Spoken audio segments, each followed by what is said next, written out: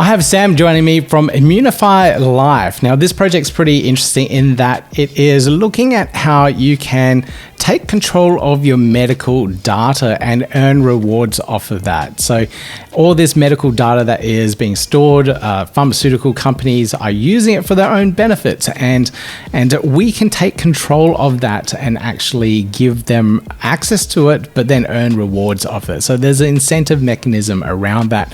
And of course, having this data on blockchain means that it is completely in your own self-control. You can share it with medical practitioners around the world when you need to, if you need to as well. And in many developing countries, this is really, really appealing to them because you'll be able to share medical records quite easily from one place to another. So let's get into this episode. Yeah, gotta do it like that. You've been listening to the Learn Cardano podcast. Gotta get it hype. Crypto is what we like, but this is not investment or financial advice. Gotta do your research, cause it's risky. We know it is. This show is educational and it's informative. Crypto's the future, really, it ain't no debate. So Sam, welcome to the podcast. Great to be here. Thank you very much, Peter. Now, I'd love to know a little bit more about your background and how you ended up in this space of doing this particular project. So can we get a little bit about yourself and your career, and then how you found yourself in the Cardano space as well? Yeah, absolutely. Myself, I come from a technology background. I was a C++ programmer for many years, always in financial services, always working in quite an exciting space. I've always been in financial services. So I started in options market making, working for some of the biggest options market makers in the world. And I found myself as head of technology Asia Pacific for a large European market maker. Then I set up my own small business, startup business, trading options as well, developing and automating that process. And then for the past 10 years, I've been in a hedge fund, running an award-winning hedge fund with a few people here in Sydney, Australia. And I was looking for something to do that I felt was more impactful, like trading, hedge fund world. It's all very exciting. It's all high adrenaline, but like I wanted to look back on my career and to have touched a few more lives, or in a positive way, or had a positive impact on the world. Which is when I was introduced to Mr. Guy Newing, who was the founder of Immunify.Life. He founded a company a few years before, and I met him I think about this time last year. And by March, we were working together. That is really cool. It's quite a highlighted career. I think that's the best way to put it. So what exactly is Immunify.Life, or what are you guys trying to achieve here? Immunify.Life is a medical data company. It was set up by Mr. Guy Newing. Guy has worked for eons I won't say exactly how many years, but he's worked for many years in the med tech field, electronic healthcare record systems, medical data, working for some of the biggest players. And during that career, it's taken him all over the world. And it was in Africa. He again, I think, felt the same urge I did. He noticed the huge disparity in healthcare between what we enjoy in the developed countries versus developing countries, specifically Africa in this case. And he sets about looking at ways to change that, so he again can make a positive impact on the world. He looked at development and sale of healthcare record systems, but we found that the adoption in Africa wasn't great. The appetite from state is limited because of cost primarily, and the appetite for more charitable organisations and NGOs isn't great because they don't really want to be supporting the infrastructure for a country. So he then had the epiphany to turn the problem on its head. Without healthcare record systems, there's no healthcare data.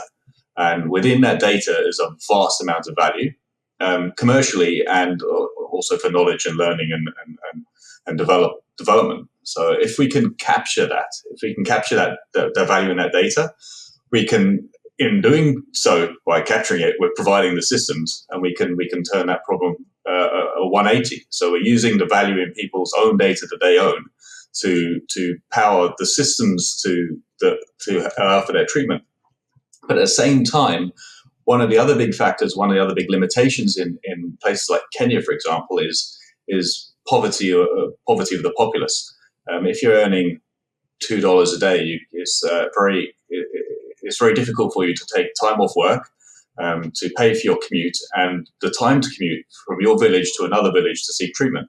And it explains why 30% of adults living with HIV don't receive treatment for the HIV simply because they can't afford it. And unfortunately, the statistics are far worse for children. 40% of children living with HIV don't receive treatment because their parents can't take them. So we wanted to build something that's sustainable, so a sustainable, profitable business, and has a positive impact on the people we. Sounds really, really cool. I think I'm just missing a part of the connection here. So you're providing a platform that will capture the patient's data. Exactly. And then you're using that data to help fund the infrastructure platform so that you can provide it for a low cost and free. Is that right? That is exactly correct. Our platform is provided at no cost to the end user or the practitioner. But imagine yourself going to the doctor as you do.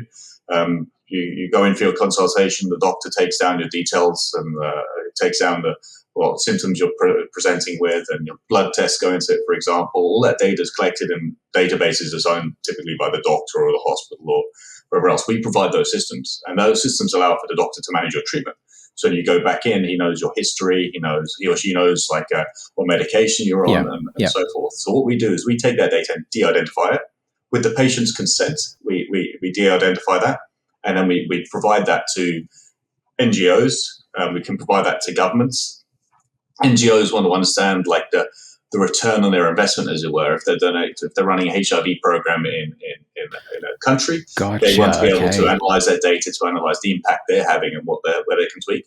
Pharmaceutical companies are very interested in their data. They want to understand, from an organic sample, the impact of their drugs, the impact of the competitors' drugs, any adverse effects that come from their drugs, and you can only do that in a large scale. So hence there's the high value for this data that we will provide, obviously de-identified. Gotcha. Totally understand that now. And I really do see that value in the data. It's like once you have the drugs that have been approved and out in the market, you want to see what kind of impact it's actually having. And if there's, like you said, these NGOs going in, they're providing all these funds, but have no idea what's going on. Exactly. So, we also protect them against, we try to protect them against fraud. We monitor batch numbers of batch details for the drugs. So when they're prescribed to patients, we know that they've gone to the right place and that they're audited. So. Okay. Now, you mentioned something very important there, and it's the de-identifying of the patient to this data. How do you guarantee that? How do you make sure that the identity of the person is removed from the medical records so that people or pharmaceutical companies, whatever, aren't targeting that exact person, ads, drugs, whatever, or, that kind of stuff? Exactly. That's a very, very good point. Data like this data that we're dealing with is the most valuable. As I'm not sure your global audience will be aware of the news of what's happened in Australia recently. But medical data is the most personal data and the most valuable data we have. I would put it up there beyond financial information, which so we firstly we comply with all, we're HIPAA compliant for any work we're doing in the US. Our system is built with HIPAA compliance in mind, which is a set of standards and rules that govern the security of the data we keep. We are running a project at the moment in Kenya, in the Kakamega region of Kenya, working with 10 hospitals.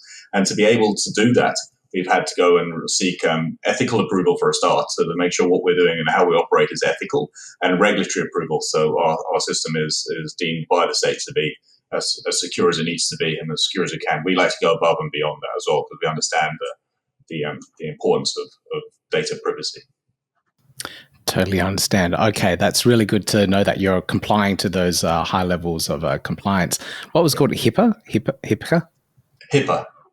Okay. HIPAA compliance is a standard in the US. We were doing some work with in the US, looking at how our platform could be used to address other things outside, and how we can scale it outside of HIV, and looking at opioid addiction and other possibilities. We intend to take it global as we build adoption. Wow. Okay, that's amazing. I will have to look that up and put that in the show notes for other people that would be interested in some of this health regulation side of things. It's a field that I'd have no idea about. So reading a little bit about it just to understand it, I think might be fairly useful. Now, with this data as well that you're collecting for the patients, can they use that data again to see another doctor and they can look up their medical records? Is it like transposable like that between different systems and even different countries maybe? Exactly. Our goal is to give everybody sovereign ownership of their own data. So Wow, that's cool. Own your own data. So you'll have it.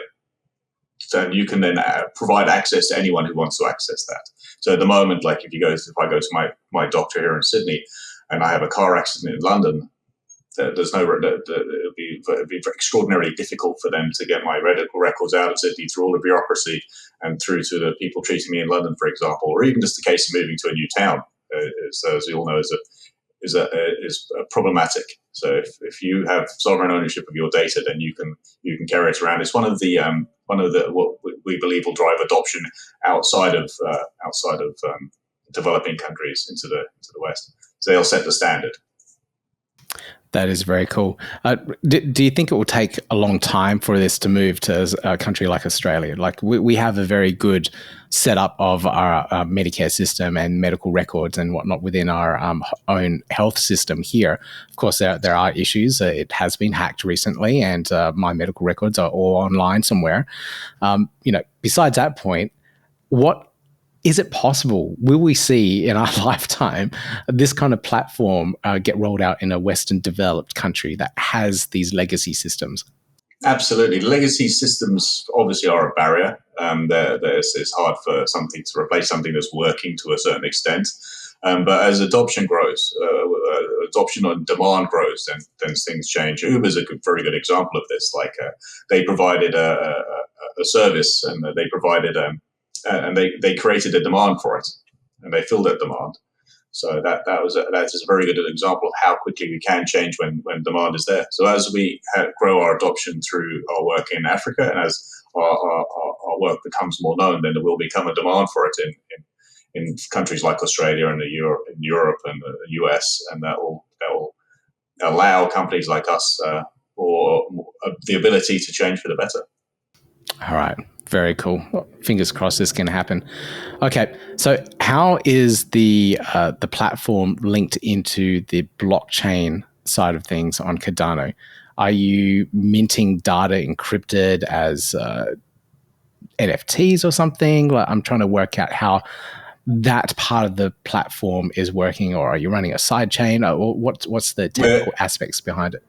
The technical aspects behind it, we're in the process of developing those now. As I said, we have to be compliant with various regulations. So at the moment, we use Cardano, we use our tokens to power the reward system, which we will talk about soon, I hope. And but the other aspects of it, we're working closely with. We're very interested in Midnight, and Cardano have brought the new privacy token they brought out. Like I said, privacy is everything for us. We're not going to rush into something and apply technology for the sake of technology. We have specific use cases and specific reasons why we do things the way we do. And as Cardano grows and provides the functionality that we need, we will adopt it as and when. But it has to be in a very controlled way. So we protect people's privacy, and we protect the ability to use the platform. But we're looking at NFTs to capture individual records and stacking NFTs. There's many things in our research and development pipeline.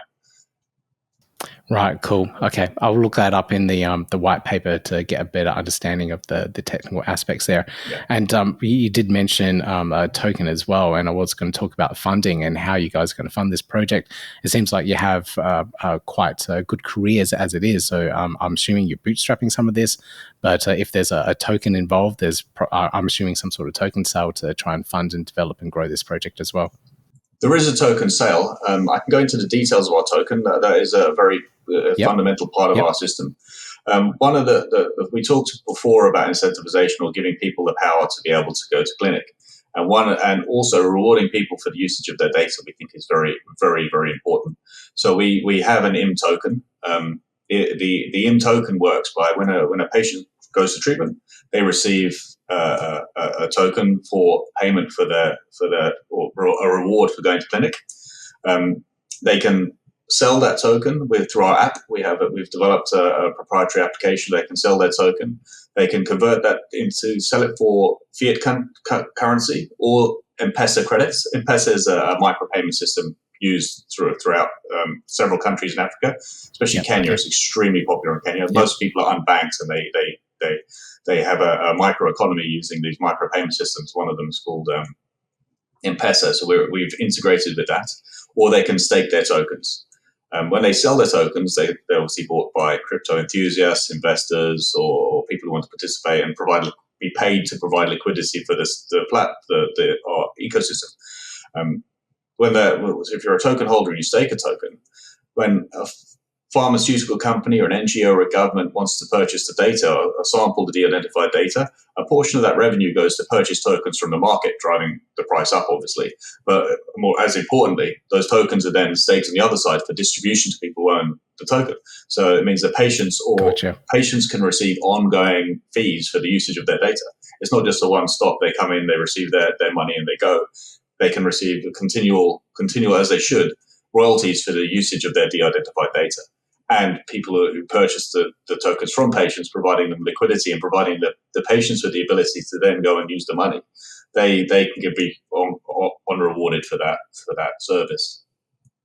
It is my data, and it's being put to work. So it sounds quite a good system, a reward mechanism that you put in there for me to provide that data to the platform. So I do like the incentive there. So that's pretty good. Is there any more details about? Are you going through a token sale on IDO, ICO, or something like that? Yes, we are. We have our own platform. It's called the Treasury. That's up and live now, and it will be for a few more weeks. And if you go to our website, that'll give you all of the details. We have instruction videos on how to use it. But it's a platform that allows you to go in and interact with our token market. If you want to purchase tokens, you can. And it holds them in segregated silos or wallets for yourselves as you purchase them. And it'll also allow for staking when on TG after the event is finished. Gotcha. Okay. What about partnerships? Have you partnered up with any other particular projects in the Cardano ecosystem at the moment to help grow the project, help grow reach or anything like that? Yes, we have. We partnered with World Mobile, and that was announced, I think, 4 weeks ago. And there's great synergies between us and World Mobile. Like they provide the comms infrastructure that we couldn't operate without. We are working in very remote places without that comms layer, we can't operate. Our doctors won't be able to run the system. Patients won't be able to run the apps, obviously. So there's a very great synergy there, and also from a values perspective, which is another one of the reasons we're with Cardano. Our goals and values are highly aligned, which is very positive. Brilliant. Okay. So from here, you got your token sale, you got some cool partnerships with World Mobile. That's really exciting. What's the roadmap looking like over the next year to 5 years for the project? Where's the project going to be in the future here? Well, for the next year, we're focused very much on our work in Kenya. We have a project in Kenya. We're working with another one of our partnerships is a very important partnership with the ADAOZ University. They're a very noble university in Western Kenya in the Kakamega region. We're working with them and 10 hospitals to roll our platform out and go through our trial with 600 patients, all of whom have defected from treatment. We're using that to prove that our technology works and our methodology works. So that will see us through to the next 6 months to a year as we go through that, start collecting the data, building out our system, building out the functionality of the system, then moving out through Africa. We're also looking at projects in Zambia. There's a big one of our other modules is vaccination, using the same logic for rolling out vaccination treatment to encourage people to go for vaccination. I know COVID is more or less behind us now, but there's some exciting developments in one of the biggest killers of all time, malaria. So we're looking at working with malaria vaccination rollouts across Africa.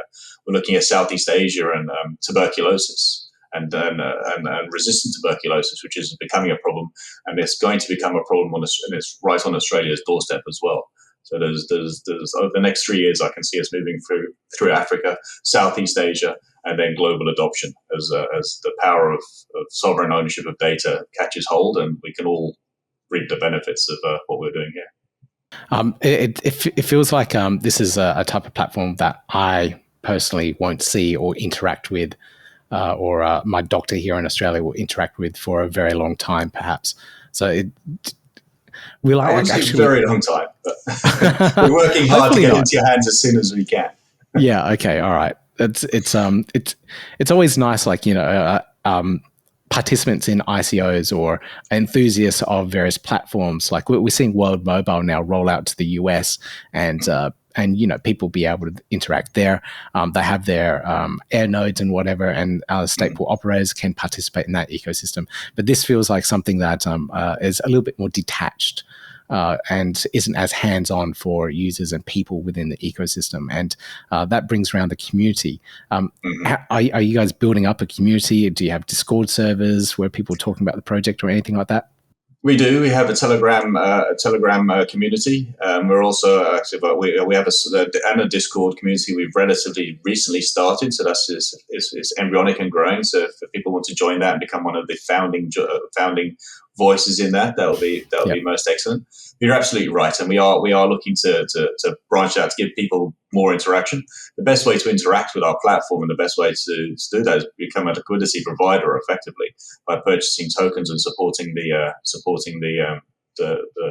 ecosystem. That's the best way to participate, and we also aim to facilitate that through technology, providing people with applications and seeing what they can do, and then as we get that adoption here as well, that will also aid the knowledge of this platform here and change, so we can all reap the rewards.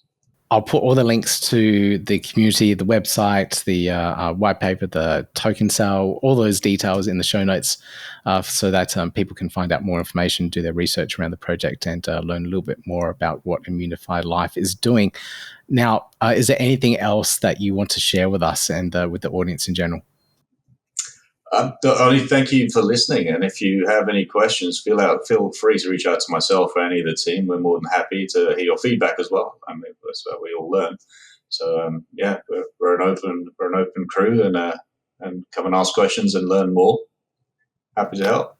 Okay, Sam, it's been a pleasure chatting to you about the project and learning so much more about it, and I'm sure we'll chat again pretty soon. Thank you very much, Peter, and we certainly will. Hope you guys found that interesting. They do have their token sale. Last I checked, it's still going on at the moment. Links are down below for you guys in the show notes. You can get to it also on our website at learncardano.io. Now, I really hope you enjoyed this video. Make sure you give me that thumbs up, click subscribe, click on that notification bell, and I'll see you in the next video. Yeah, gotta do it like that. You've been listening to the Learn Cardano podcast. Gotta get it hype. Crypto is what we like, but this is not investment or financial advice. Gotta do your research, cause it's risky. We know it is. This show is educational and it's informative. Crypto's the future, really, it ain't no debate.